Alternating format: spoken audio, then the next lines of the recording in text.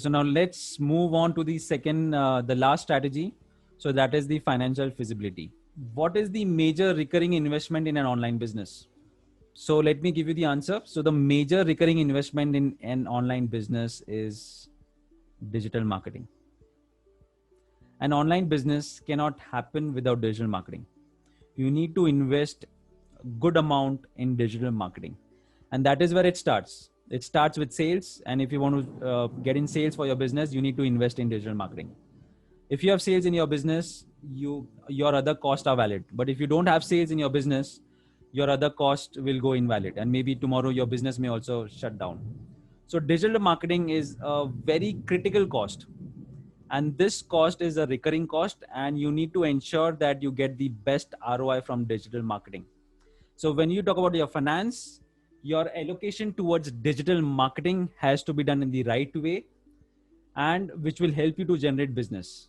So this is one of the most critical areas when we talk about e-commerce or an online business.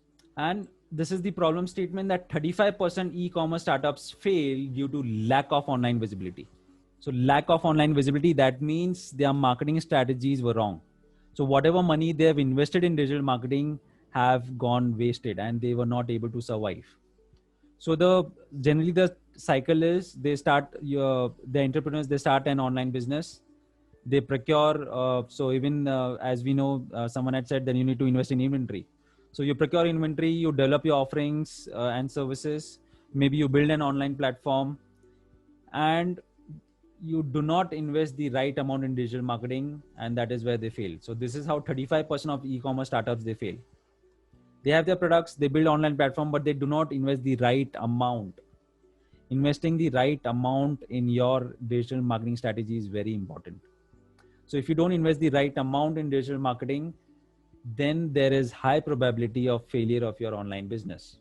It is very important for you to analyze where does your offering stand. So that means the products or services that you're trying to sell, where does it stand? So this is again a theory. It is called a red ocean and a blue ocean theory. So you need to know that your products and services are in the red ocean or it's in the blue ocean. So now what is this red ocean and a blue ocean? So here, if you see in the picture, it's a metaphor that a red ocean, it is being classified as blood red.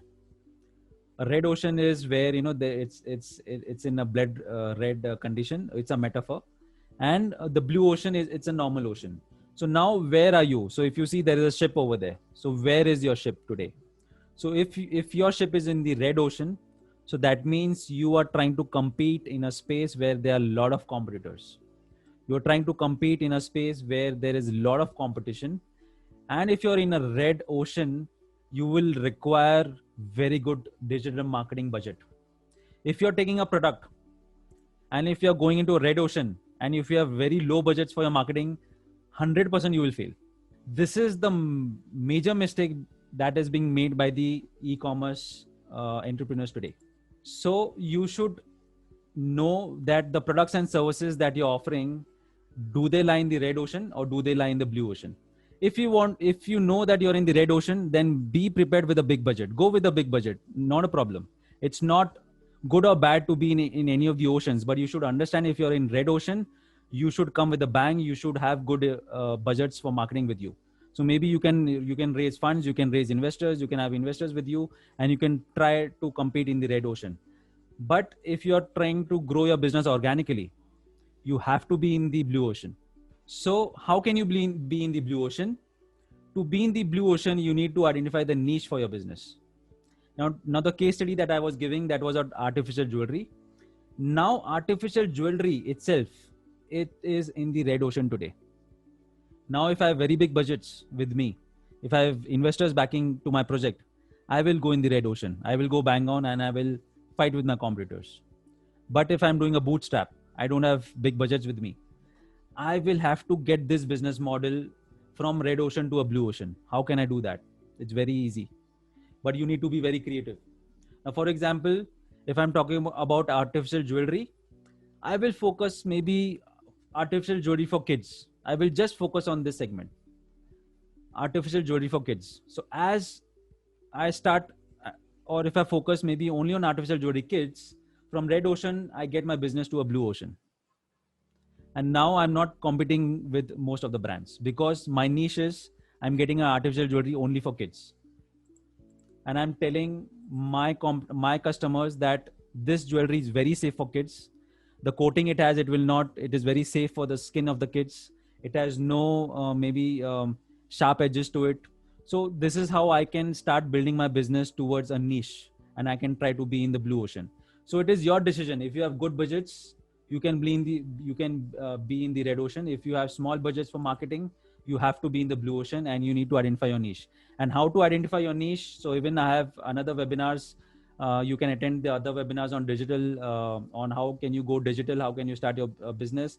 So again, how to identify your niche is a different chapter in itself. So you stay tuned. You can get in touch with MSMEX, and you can attend my next webinar on same.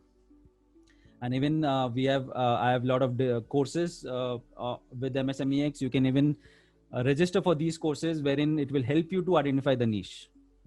Now, the last thing. Now, once you know the demand for your product, once you have analyzed your competitors, once you have analyzed, in which ocean do you lie? Do you lie in the red ocean or do you lie in the blue ocean? Now, if you know that if you're lying in the red ocean, you need very good budgets. So now once you have all these analysis being done, the last part is your online business model. You have to have your online business model. You need to create your online business model. So when we talk about online business model, you need to understand the capital investment in online business. You need to understand the operating costs. You need to understand the projected sales for next 3 years, the revenues that you will make, the gross profit on your products, maybe on the pricing that you're trying to make, the margins on your products, the ROI on your products. Now, after you sell your product, even taxes are going to take away a pie on it. After these taxes are taking away a pie on it, how much money is left with you? And what is your break-even sales? So analyzing this is very important for your business before you start. Please don't dive in without analyzing these data. Wear a white hat before you jump into any business.